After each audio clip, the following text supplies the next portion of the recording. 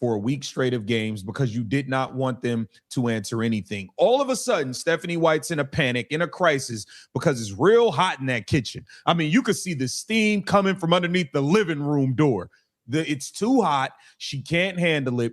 Like Charles said, her job, she felt, was on the line, and she just closed her eyes. You know, when somebody can't fight, they close their eyes and they just start doing the windmill and swinging that stuff. And that is exactly what she did. Discussion continued around whether Indiana Fever players are genuinely rallying behind head coach Stephanie White amid recent controversy, with skepticism expressed that Caitlin Clark and Sophie Cunningham's recent media appearances were less about organic support and more about fulfilling media obligations, drawing a comparison to how the two were previously sent to answer questions following an unrelated incident involving credential access for a reporter.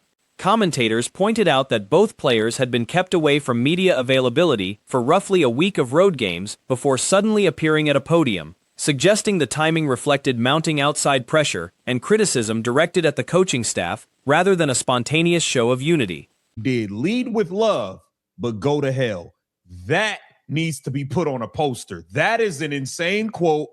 I think this lady, regardless, you can't fool me with the emotions and the shaky voice. And Caitlin Clark, Sophie Cunningham, blink twice at the podium if everything's okay. Because I think somebody is behind you guys, behind that Indiana Fever logo with 2 double-barrel shotguns at your back, telling you what to say.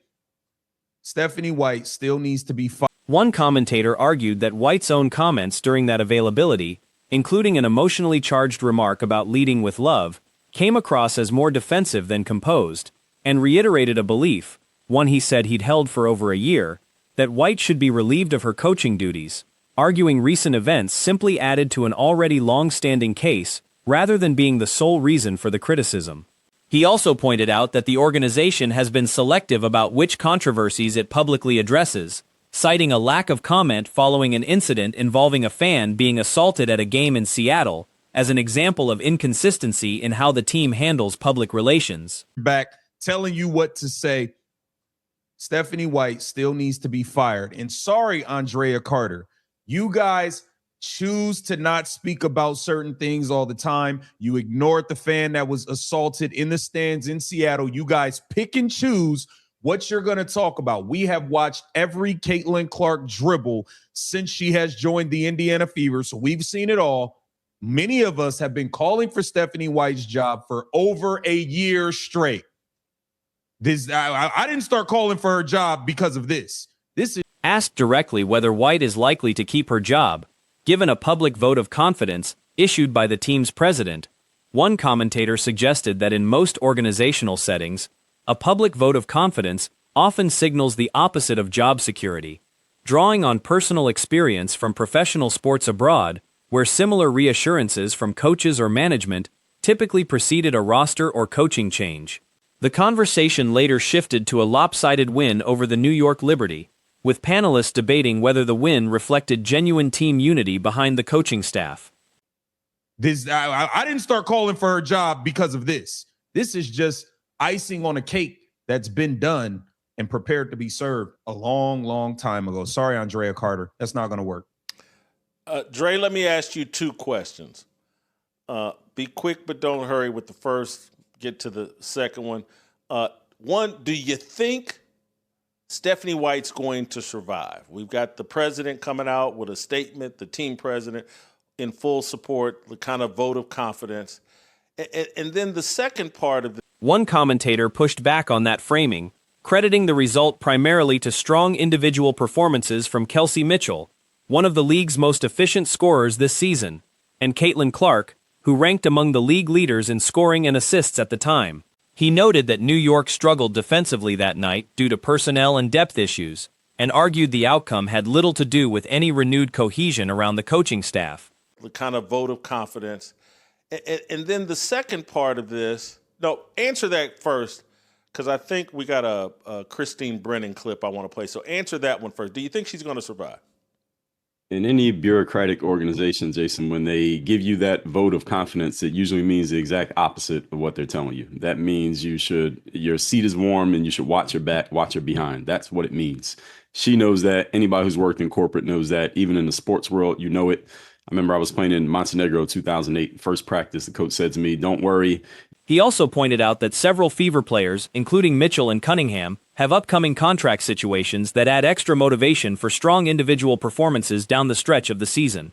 The discussion centers on comments made by sports commentator Jason Whitlock regarding why Caitlin Clark has become such a dominant figure in basketball media coverage, with reaction offering partial agreement and partial pushback on his reasoning. First practice, the coach said to me, "Don't worry, you don't need to play great here. We already had decided we're invested in you. We're not making a decision about you based on how you play in this practice." I knew exactly what that meant. You play bad, you're going to be on the coach class flight back home tomorrow. And that I knew I needed to play well in that practice, and I was able to stay on the team because I made every shot. So when they give you that vote of confidence verbally, that means you're on your way out. Dre, you just went Stephen A. Smith 2.0. How many? I knew you was gonna say that. Did you 17 straight 3-pointers, 17 yes. straight? Or, I mean, how many? Yeah. Whitlock, a longtime sports commentator now working with the Blaze, argued in a segment of his show that race plays some role in Clark's popularity, framing her as something of an underdog, given that women's basketball has historically been shaped largely by black athletes. Yes. Straight? Or, I mean, how many? Yeah. Knock down every. All right, Dre, part 2. Let's play this Christine Brennan clip that I think has like the solution. Just why can't the WNBA just follow the same standards as the IOC and FIBA and others? But let's play the clip. You've got these two players who are clearly mocking the transgender community. We've got to say that right off the top. But also, they're mocking the lack of leadership in the WNBA and the fact that on so many other issues, Kathy Engelbert has been silent or missing in action. He compared the dynamic to how Tiger Woods' dominance in golf captured widespread attention, partly because audiences hadn't previously seen someone who looked like him excel at that level in the sport. Kathy Engelbert has been silent or missing in action. Now, the good news is that the international basketball community has given the WNBA the way to go. The FIBA, which is like FIFA for soccer, FIBA for basketball, has a policy that if you've gone through male puberty, you cannot compete in any of their events, World Championships or World Cup basketball. Next month, Caitlin Clark and 11 other players will represent the U.S. at the World Cup. All the WNBA needs to do is just say, we are going to follow the rules. Reaction to that specific point was mixed, with skepticism about whether race is really the driving factor behind Clark's popularity, arguing that genuine dominance and skill tend to resonate with audiences regardless of who's displaying it, pointing to other athletes, both black and white, across different sports as further evidence that pure competitive excellence draws attention independent of race. I find rather interesting. Part of this I agree with, the other part I don't. And the part I don't agree with is the idea that Caitlin Clark is so popular because she's a little white girl dominating a black sport. I'm actually surprised this came out of Whitlock's mouth, to be honest with you, because he normally will not tie color into something, skin color. He compares it to Tiger Woods. I couldn't have given a rip less what Tiger Woods' color was. I just knew greatness when it was on my television screen. Comparisons were drawn to other athletes who've built strong followings by presenting as relatable, non-political figures rather than through their racial background specifically, pointing to NBA player Jonathan Isaac as someone who might enjoy significantly more mainstream popularity if his on-court production matched his public image as a grounded, faith-driven athlete who avoids political commentary. I just knew greatness when it was on my television screen. It looks different, all right? Greatness on the golf course looks different. Okay, you could see it at times with Phil Mickelson, too. And that dude was white. I mean, I don't know what else to say. But I will say this. There is a part of this I do agree with, and we'll take a look at it, because I think there is something that is relatable. And it also makes me contend, you take a guy like Jonathan Isaac in the NBA. Where more agreement emerged was around Whitlock's second point, that Clark's broader appeal has more to do with how she presents herself publicly than with race specifically. And it also makes me contend, you take a guy like Jonathan Isaac in the NBA, and I think if Jonathan Isaac, in all honesty, and he's a black man, but in all honesty, if Jonathan Isaac scored 30 points a game, grabbed 8 rebounds, and had 6 assists a game, and I think he'd be the most popular player in the NBA right now because he's a narrative breaker, right? He's not out there. He's not like so many in the NBA. Again, the NBA is a lot like the W. Whitlock argued Clark benefits from being seen as a relatable, family-friendly figure. Heterosexual, in a public relationship, educated at a Catholic school, and open about her Christian faith, in contrast to many other prominent athletes across leagues who are more publicly associated with activism or political commentary. Not like so many in the NBA. Again, the NBA is a lot like the WNBA, a league full of activists, all right? A league full of guys that have wrapped their arms around Marxism.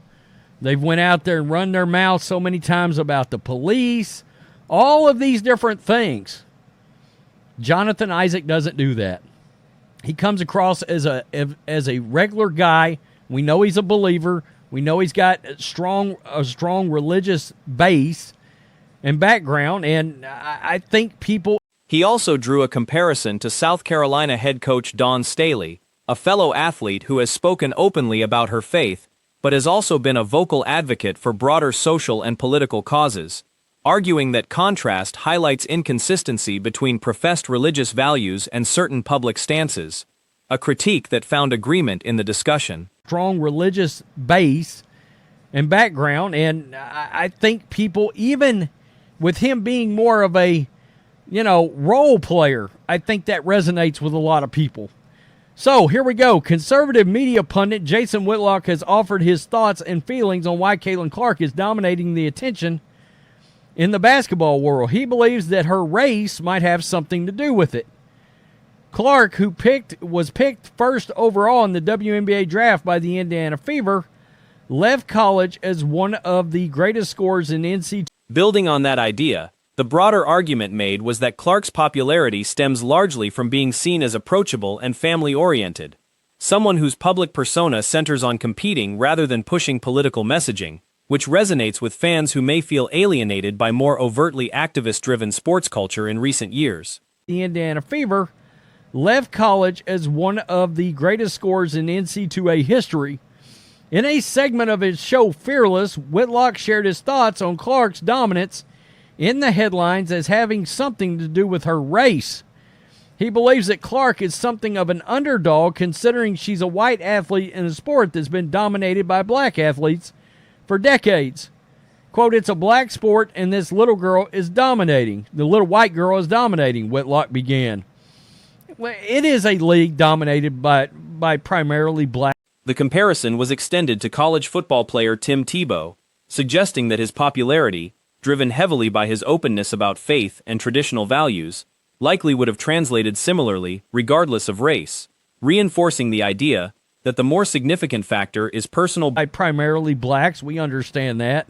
I'm just not sure that's the reason she's popular. It's like the underdog or something unexpected, the same reason a lot of us fell in love with Tiger Woods in golf. We hadn't seen anybody that looked like him dominate golf. We hadn't seen that kind of dominance, really, especially at that early age. I think that was part of it with Tiger Woods, and he was just so blatantly dominant. It was also noted that not all white athletes in the WNBA share that same non-political public image, citing tennis figure Megan Rapinoe as an example of a white athlete with a much more overtly activist public profile, used to illustrate that the family-friendly, apolitical branding, not race on its own, is viewed as the more accurate explanation for Clark's broad appeal. He was just so blatantly dominant, and it was a joy to watch. We haven't seen anybody that looks like her dominate basketball to the degree that she was. Not in women's basketball, but Larry Bird certainly did it in the NBA. Whitlock then says Clark, and this is where I think he's right. Okay, this is where I think he's right. More so than race, what he's about to say.